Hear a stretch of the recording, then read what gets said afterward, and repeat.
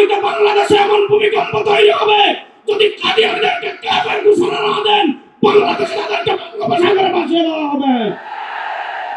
এখন দিন এটা যেমন সত্য, এখন আমরা সোহরাওয়ার্দী উদ্যানে আছি, এটা যেমন সত্য, তার চেয়ে বড় সত্য হলো কাদিয়ানীরা কাফের। বাংলাদেশে আমাদের স্পষ্ট কথা, কাদিয়ানীরা কাফের। কাদিয়ানীদেরকে যারা কাফের মানবে না তারাও কাফের। কাদিয়ানীদের পক্ষে টিভি টক শোতে যারা দালালি করবে তারাও কাফের। কাদিয়ানীদের পক্ষে যারা সংসদে দালালি করবে তারাও কাফের। বাংলাদেশের ইন্টারিম গভর্নমেন্ট এবং আগামীতে যারা ক্ষমতায় আসবেন তাদেরকে আমরা আজকে সোহরাওয়ার্দী উদ্যান থেকে 1 নম্বর সতর্কতা সংকেত দিচ্ছি।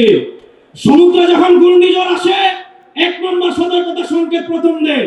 যারা ক্ষমতায় আসতে চাচ্ছেন, যারা ক্ষমতায় আসেন, আজকে 1 নম্বর সতর্কতা সংকেত নেন।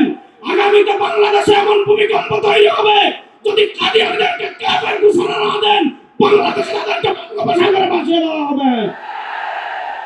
ইনশাআল্লাহ 2024-এর জুলাই আগস্টের গণবিপ্লবের পর ভারতের আধিপত্যবাদকে পরাজিত করেছি।